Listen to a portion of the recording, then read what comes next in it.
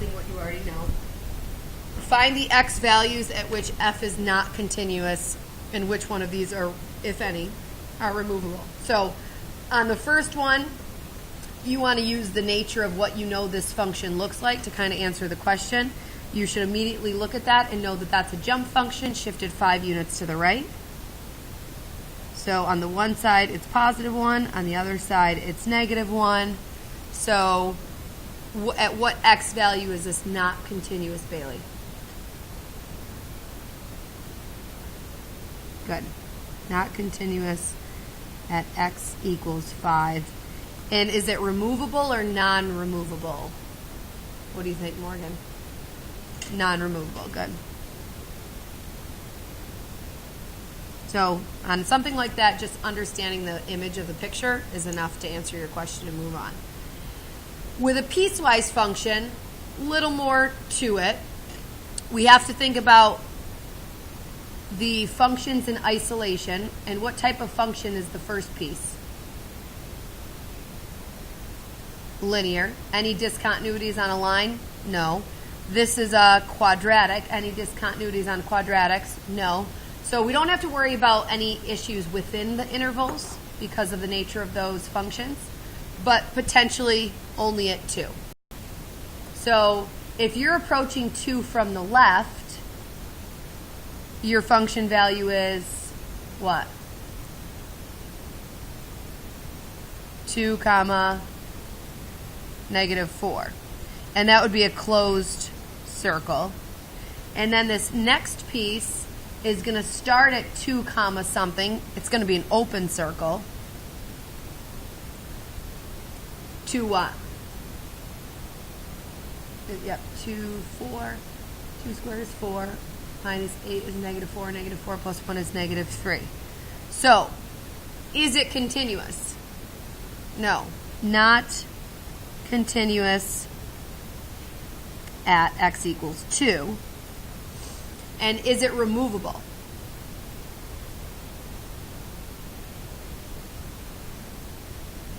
The only things that are removables are holes. Is this a hole or is this a jump, right? Because you're going from one linear graph, where's 2, negative 4, something that looks like this, to a quadratic graph that starts at 2, negative 3. So it's an open circle. There's a little jump in between there, and I guess this probably opens up. I'm not sure exactly where it is, but that's not a hole, okay, that we can just plug up with one pencil mark. So non-removable.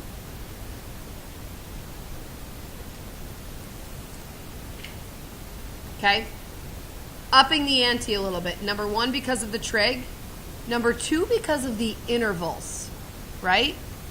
So they're telling us that we want to follow this first piece anytime the absolute value of x minus 3 is less than or equal to 2. So what numbers would that be for? What kinds of x values would that be for?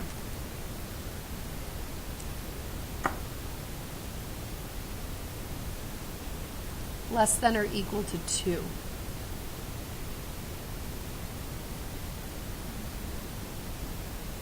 Between 0, so 0, 1, and 2. But if you plug in a 0, what's 0 minus 3?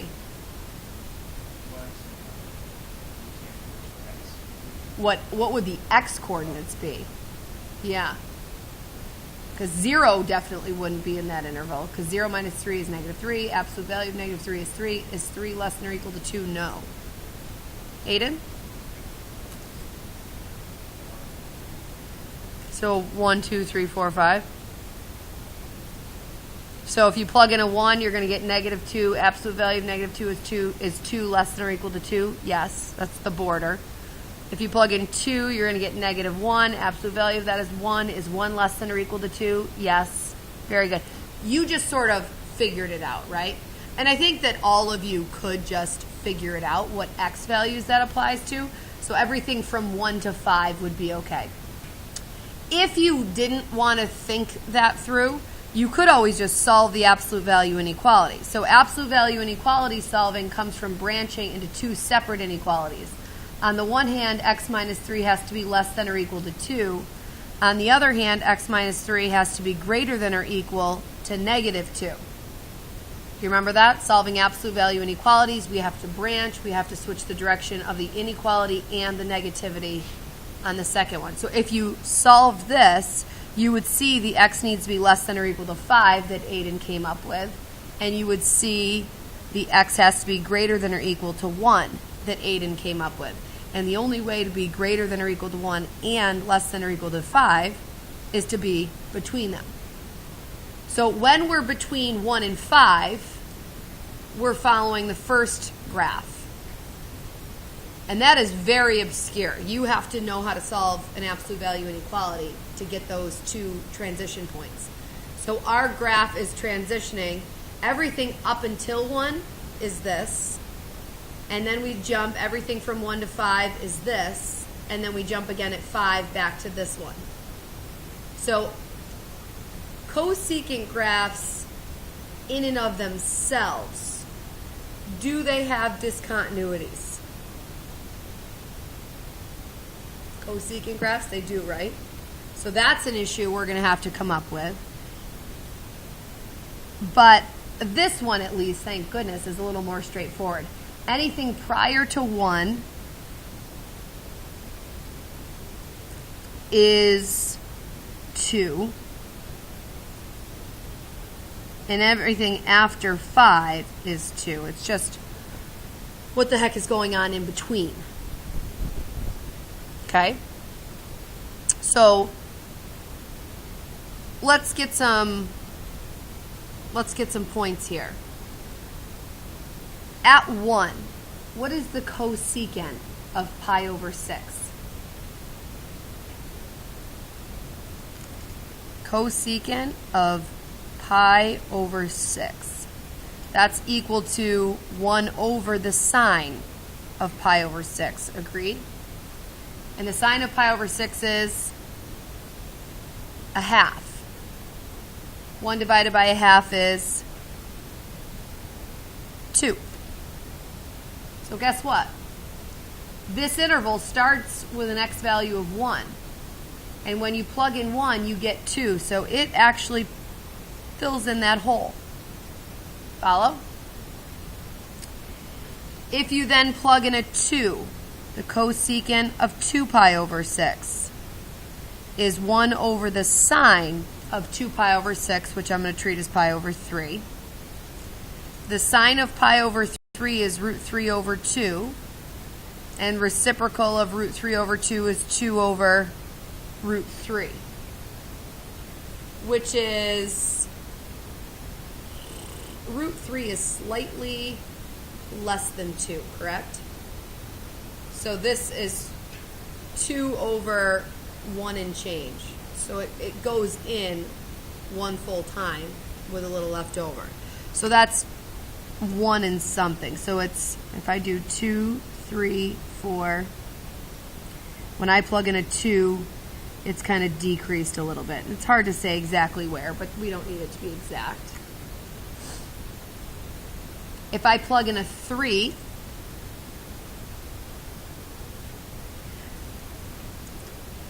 pi over 6 is 1 over the sine of pi over 2, and the sine of pi over 2 is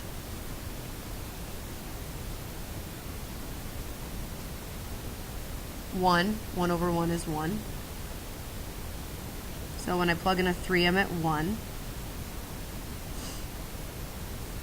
Cosecant of 4 pi over 6 is 1 over the sine of 2 pi over 3. What's the sine of 2 pi over 3? Same as the sine of pi over 3, right? But is it positive or negative when it's in the second quadrant? Still positive, actually. So it's back to really the exact same value that our other one was. So it actually is kind of now turning back around and going back up. And then lastly, a 5. And guess what? Cosecant of pi over 6 and the cosecant of 5 pi over 6, same reference angle, right? we're talking about sine essentially, so it's the same whether it's the first quadrant or the second quadrant, so that's going to be 2 again. So we had no discontinuities in the meantime to discuss. And we actually, as it so happened, filled in both holes at the end. The points of transition, which were supposed to be 1 and 5, actually ended up working out perfectly and kind of fusing together with the other pieces, so we are continuous everywhere.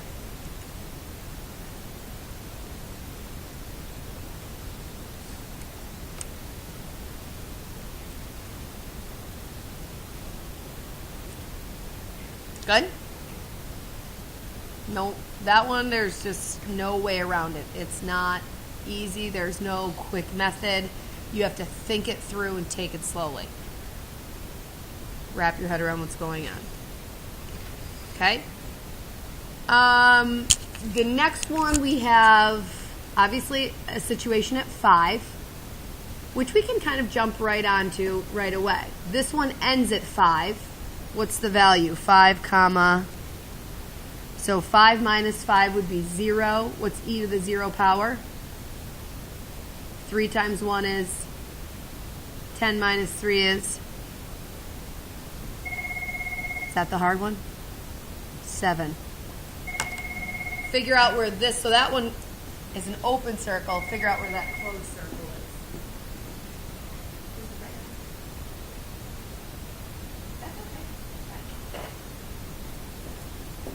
So if we plug in a 5, Connor, what'd you get? 7. So one's an open circle, one's a closed circle, but at least there's no jump there that we often see with piecewise functions. One's ending where the other's beginning. So again, those two pieces are fusing together. As far as within the interval, does this type of function have any discontinuities? First of all, let's categorize this. What type of function is this? Linear, quadratic, what would you call it?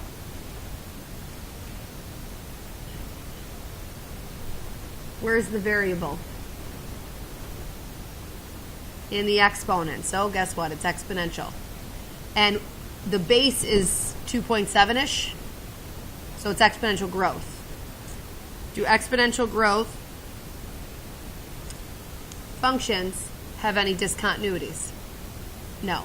So nothing to worry about there. This one is more clearly linear. No discontinuities there. So this one is continuous for all x's. And then the next one you should recognize as a step function. And step functions make their transitions where? Go ahead, Marissa. Integers. Yeah. So this is continuous for all x's except when x is an element of the integer set of all integers. Remember, integers is this weird capital Z. Okay, so really we've just jumped into some just more difficult ones. The ones that are think type of questions. They're all different variations. There's no one way that's going to answer them all. You have to be familiar with different function families and what they flat out look like. You have to be familiar with how piecewise functions work. Points of transitions might be an issue. You had to know trig values. It's just like a whole potpourri of different stuff that you really should know. We've learned in Algebra 2, and then you just call on these skills, but there's not going to be 8 of the same type of problem. It's just a big, huge variation of getting that. And then solving absolute value inequalities to throw that into the mix. Okey-doke? All right. So we still have more piecewise. Find the constants a and b such that the function is continuous everywhere. So let's go back. What type of function is this? Exponential. So we don't have any discontinuities within that. And this is a log function, kind of mixed with a quadratic. There will be some discontinuities here simply because you can only take the logs of positives. So this graph only exists when x is bigger than 3, which luckily, based on the interval that's cutting it off at 4 anyway, we don't have to worry about anything being undefined beyond 4. Is that clear? So our main concern is what's happening at 4. If we want this to be continuous, then we want where this one ends with a closed circle to be the same as where this one begins. Do you follow?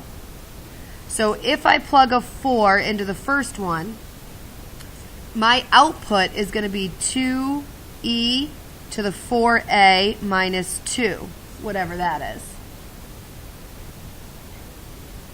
And on my second one, if I plug in a 4, I'm going to get the natural log of 1 plus 16 as my y-coordinate.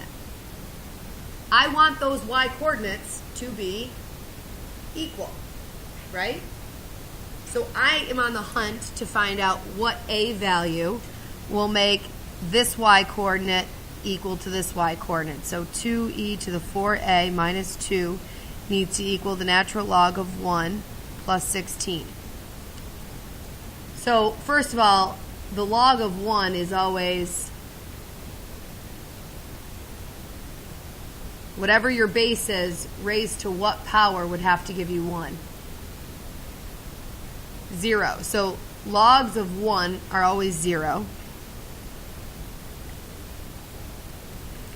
And then we'll just solve this. Add 2 to both sides. Divide by 2 on both sides.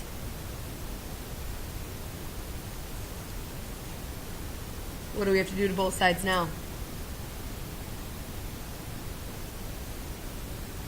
Take the natural log of both sides. So that'll cancel your e. 4a will equal the natural log of 9.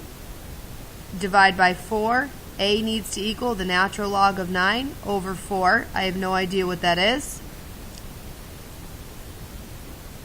But that's the exact form. It's some crazy decimal, but who cares? That's what a needs to equal. In order for this function to end where this function begins to preserve continuity. Any questions on that? Okay. Discuss the continuity of f of g of x. So let's first write that. F of g of x is taking the g of x function and plugging it into the f function. So I'm taking x minus 1 and I'm plugging it into the f of x function, which will produce 1 over the square root of x minus 1. So continuous for all x's except, what are my exceptions?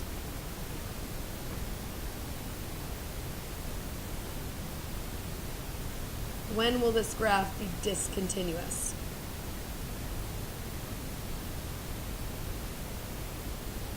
John, can you give me one spot? Unless you know more.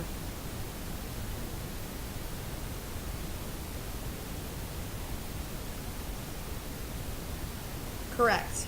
Less than or equal to 1 would be a problem as well. Because equal to 1 would make the denominator 0. And anything less than 1 would make a negative under a square root. So except x's that are less than or equal to 1.